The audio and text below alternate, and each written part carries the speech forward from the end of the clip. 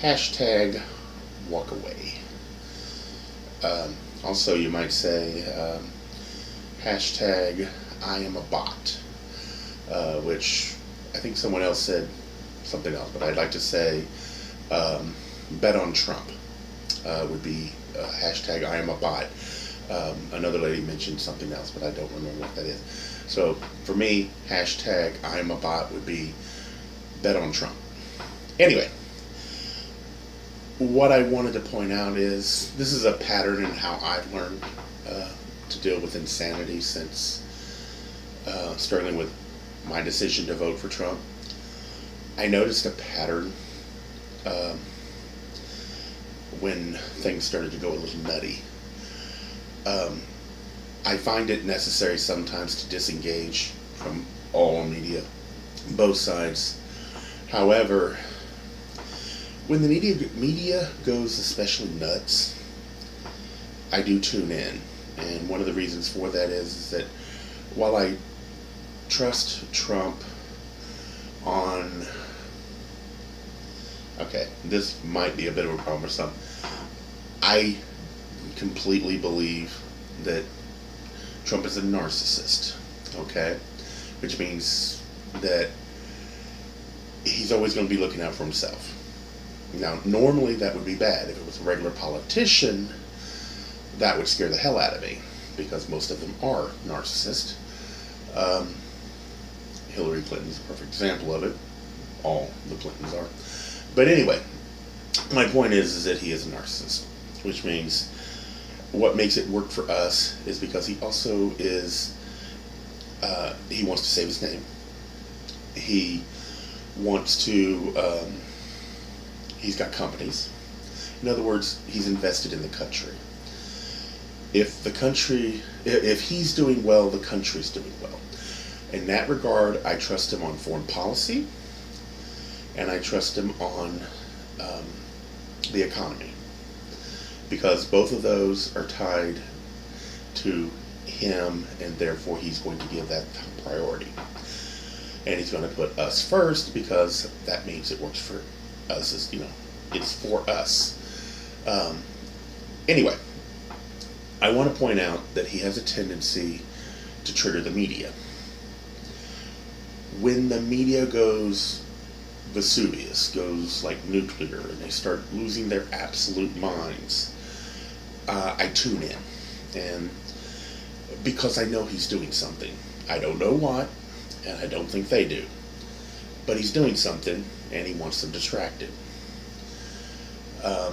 And normally, technically, this is not how this country is supposed to work. But under the circumstances, as long, and this is why I say keep an eye on what he is doing, because he's done everything that he has done, actually done, has been to basically try to get Congress to function. As long as he continues to stay within the Constitution, I'm fine. But every time that he triggers the media to go nuts, I tune in and try to figure out what is really going on. One thing a narcissist tends to be is very good profiler. He sees your weaknesses, and I'm not a college educated person. This is just stuff that I've learned from my personal experiences with narcissists. They're good profilers. They look at what you're doing, they see a weakness, and then they wait until they need something, and then they trigger that weakness.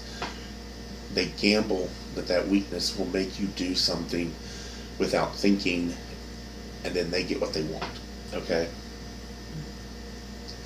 So, when they go nuts, I start to tune in again. Because what my real concern with him is the Constitution. That worries me. He's done nothing to make me worry. I've seen nothing in there that has ever gone against the Constitution. That's not what I'm worried about. What I'm worried about is he's a narcissist first, but he's also a businessman. Businessmen focus on the bottom line. They see a problem, they want it fixed. The problem with the Constitution is it has checks and balances. That means it frustrates people that want to do things fast. And when I start to hear him talk about ending the filibuster, that concerns me, because he's thinking now. And we already had a situation where people should have been thinking ahead. And I'm talking about Harry Reid. He was told about the nuclear option for the Supreme Court. It was in 2013. And for about a little over a year, Obama did get to put as many court nominees as he wanted out there for less than a year. They gambled that the Republican Party was destroyed, so they got rid of the filibuster. They were wise enough to keep the Supreme Court, but what they forgot was the Supreme Court filibuster was the one thing that thwarted the Republicans the most at getting us back to the Constitution. So once Harry Reid took the hit, he was going to get the blame automatically, or at least the Democrats would, because they're the one that triggered the nuclear option. Anyway, that's what I'm trying to say. What worries me is that I trust him on everything else. I just don't think that he's a long-term planner as far as what happens when he leaves office. Okay? And the Constitution is most important to me. I want it back, and I want it back the way it was. So, when he triggers the media to go nuts, it's because he wants them distracted. Another thing that it also does is it eats up all of the air while Congress is trying to do its job. They may not like what they're doing, but it does eat up all of the air. And what we know from the last at least 2 decades is no matter who's in power, the other side rushes to the media and they basically tell you horror stories. And what I mean by that is, for example, Obamacare. Republicans would go out there and they would say, death panels is the one thing they would say. Now, I do not believe, quite honestly, that any politician would be going to death panels. So I'm like, that's rhetoric, that's propaganda. You just leave it alone.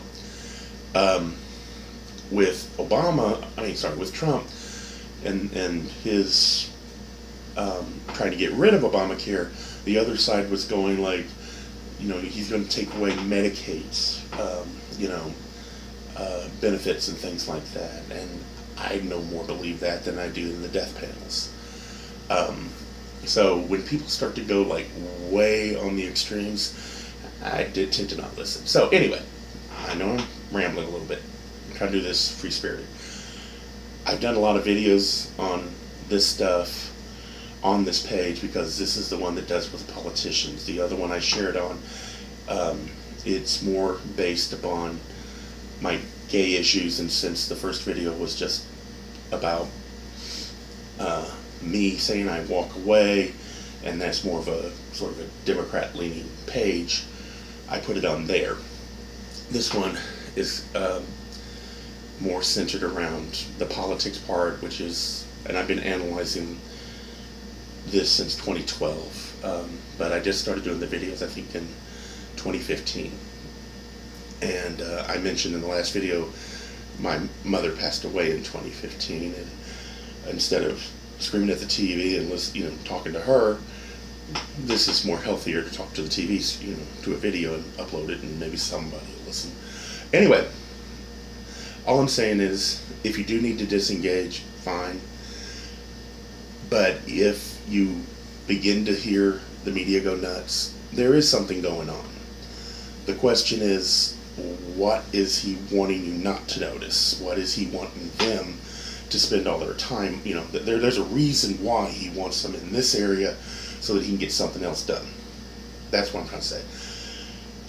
I'll end it with this because I have a tendency to go way afield, as probably you've already noticed. Anyway, I hope this might help people to understand that when things get crazy, You tune back in, but if it goes to where you're beginning to feel like you're saturated and you need to back off, it's probably safe until they go Mount Vesuvius, and then you might want to be starting to pay attention, but not at what they're saying. Start watching what he's doing. All right? Thank you. Bye-bye.